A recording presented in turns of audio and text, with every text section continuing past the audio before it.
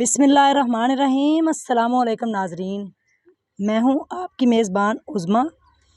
नाजरीन, देखा जाए तो दुनिया में अच्छे लोग मौजूद हैं जिनकी वजह से दुनिया आज भी कायम और दायम है और आने वाले वक्तों में भी रहेगी जब तक दुनिया में ईमानदार और अच्छे लोग रहेंगे।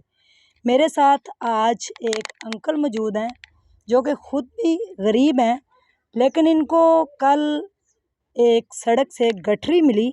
उस गठरी में क्या था, क्या सामान था, वो इनकी ज़बानी जानते हैं और इन्होंने वो गठरी वापस क्यों की, क्योंकि अगर ये चाहते तो उसमें जितनी मालियत का सामान था ये अपनी ज़िंदगी को आसान बना सकते थे।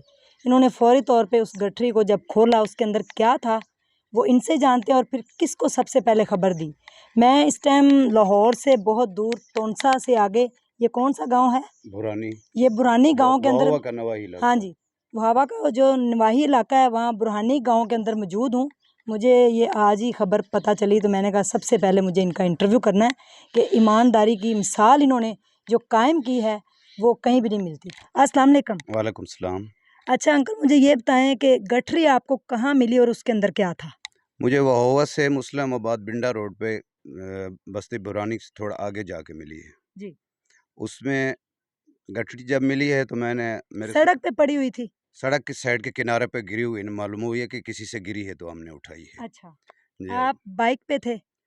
जी, मैं बिल्कुल बाइक पे था, मेरे साथ मेरी वाइफ भी थी। अच्छा।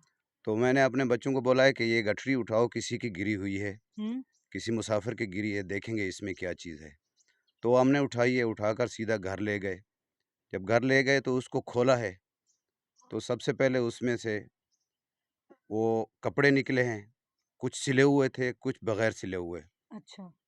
तो उसके बाद जब कपड़ों को खोला है तो उसमें कुछ नकदी थी और ज़ेवरात भी थे अच्छा। और बिस्कुट भी थे और भुने हुए चने भी थे। हम्म। मेरे छोटे-छोटे बच्चे हैं, तो बच्चे उठाने लग गए, तो मैंने भी मना किया और मेरी वाइफ़ ने भी कि बेटे इन चीज़ों को हाथ नहीं लगाना है, ये किसी की अमानत है। अच्छा। जिसकी भी है उनको वापस कर देंगे। तो जो ही मैंने ये चीज़ें देखी हैं, तो मैंने पानी बाद में पिया है, पहले गया हूँ बड़े मोबाइल वाले को देखा, कोई टच मोबाइल वाला कोई हो। कि आपके पास मोबाइल नहीं था? मेरे पास बड़ा मोबाइल नहीं था टच। अच्छा। तो मैं आगे गया हूँ, चौक पे बंदे बैठे हुए थे नौजवान, मैंने बोला यार किसी के पास कोई टच मोबाइल है? उन्होंने बोला जी अंकल। मैंने बोला ये खबर चला दो कि मुझे कुछ नकदी और कपड़े मिले हैं, ज़ेवरात का हवाला नहीं दिया है। अच्छा। तो जिसके भी हैं वो निशानी देकर अपना सामान वसूल कर सकता है। जी। तो उन्होंने सोशल मीडिया पे खबर चला दी। मगरिब से तकरीबन कोई 15-20 मिनट पहले एक नौजवान आ गया। हम्म। उन्होंने बोला है कि अंकल आपने खबर चलाई है और ख़बर सुनकर हम आए हैं। आपने तो कपड़ों और पैसों का हवाला दिया है, हम्म। बाकी और चीज़ें जो थीं वो मैं आपको बता दूँ। जी। मैंने बोला जी बताओ। और आपने जेवर का क्यों नाम नहीं लिया था? क्योंकि फिर ज़्यादा बंदे इकट्ठे हो जाते और हाँ। कोई बोलता इतने ज़ेवर थे, कोई बोलता इतने। मेरे से जो जिसको मैंने बोला है कि ये खबर चला दो, मेरे से पूछ रहे थे कि कपड़े कितने मिले हैं, अच्छा। पैसे कितने मिले हैं। मैंने बोला जब आप लोगों को मैं बता दूँ तो मेरे घर के सामने लाइन लगी होगी। जी एक जी। बोलेगा मेरे हैं, दूसरा बोलेगा मेरे हैं, इसी तरह। तो अच्छा। मैंने बोला जिसके भी होंगे वो आएगा बताएगा। अच्छा। तो वो नौजवान आ गया, इरफान नाम था उसका। हम्म। उसने बोला अंकल इसी तरह आपने खबर चलाई है। मैंने बोला जी चलिए। तो उसने बोला है कि अंकल आपने तो पैसों और कपड़ों का हवाला दिया है, बाकी चीज़ें मैं बता दूँ क्या-क्या हम्म। चीज़ है? मैंने बोला जी। उसने बोला है कि इतने पैसे थे, 18,000 नकदी थी। अच्छा। कपड़े इतने सिले हुए हैं, इतने बगैर सिले हुए, इतने बिस्कुट थे उसमें, इसमें इतने भुने हुए चने थे, शनाख्ती कार्ड था और फलाँ-फलाँ ज़ेवर हैं। अच्छा। तो मैंने बोला बेटा बिल्कुल आपकी चीज़ मेरे पास अमानत है, आप ले जाएँ। और वो अमानत मैंने उसको वापस कर दी है, वो भी फिर बड़े मोबाइल यानी कि कैमरे के सामने वापस किए, ताकि कल कोई ऐसा बंदा ना आ जाए बोले यार ये मेरे थे और आपने उसको क्यों दिए, ताकि वो परसों कल या इस तरह कोई वाक़या हो तो मैं उस बंदे को पकड़ सकूं कि आपने मेरे से गलत लिए, ये थे फलां के और आपने मेरे से क्यों लिए। तो वो उनको वापस कर दिए हैं। अच्छा, सैलाब की वजह से पूरे गांव के गांव तबाह हो गए हैं, जी। ठीक है?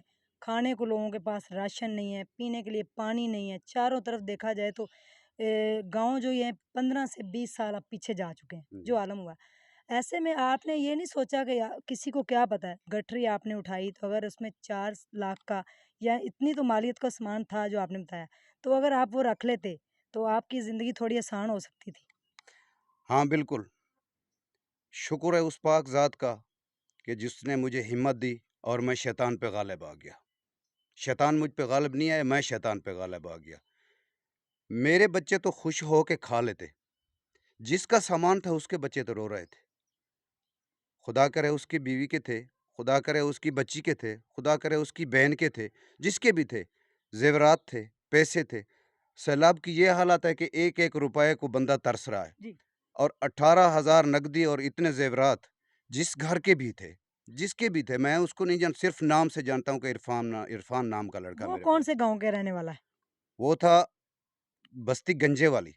वो यहाँ से दूर है? वो तकरीबन यहाँ से तकरीबन मोटरसाइकिल पे अगर जाएँ तो तकरीबन घंटे का सफ़र है। अच्छा, जी हाँ।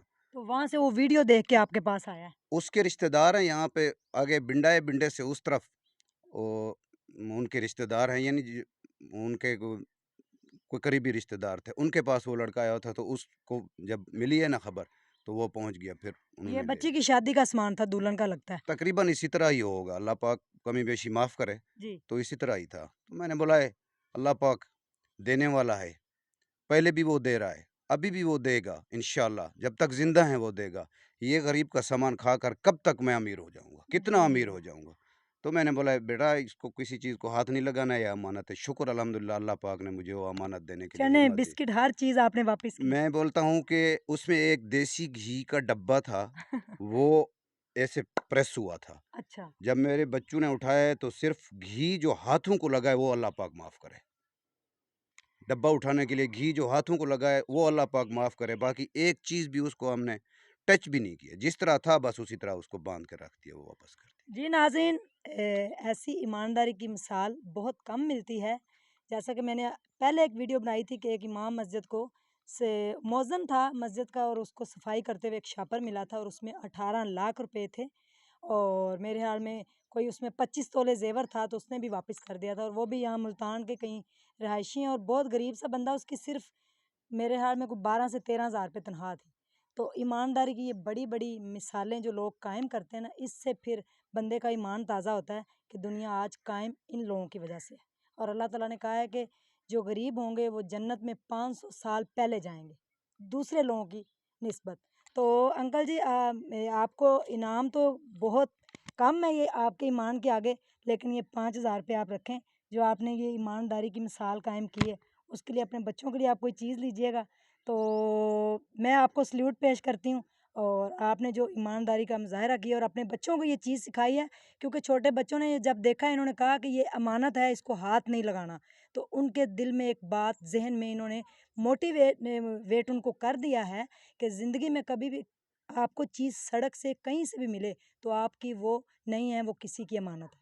जी, ये मैं तो लीजिए। कहता हूँ कि ये 5,000 कोई ऐसे गरीब को दे दें, आ जिसका एक टाइम का खाना है, दूसरे टाइम का ये नहीं है। आप खुद ही दे दीजिएगा अपने पास से। बस आप इस गाँव में हम आए हैं, आप रखें, ये आपका हक बनता है क्योंकि आपने बड़ा काम किया है। कोई मैसेज देना चाहें, कोई पैगाम देना चाहें, पूरी दुनिया, पूरा पाकिस्तान आपको देख रहा है। मेरा सब मुसलमान भाइयों के लिए ये पैगाम है कि इस वक़्त मुसलमान मुश्किल में हैं और ख़ासकर इस वक़्त जो सैलाब की सूरत हाल है, सैलाब के सूरत हाल में सब मुसलमान यानी पूरा पाकिस्तान मुश्किल में है। हो सके तो किसी की इमदाद करें, अगर इमदाद नहीं कर सकते तो किसी का सामान चुराएँ नहीं। कितना बड़ा मैसेज दिया है, सुनने वालों के लिए काफ़ी है। मुझे दीजिए इजाज़त। ढेर सारा ख़्याल रखिएगा और इनके लिए दुआ कीजिएगा। अल्लाह हाफ़िज़।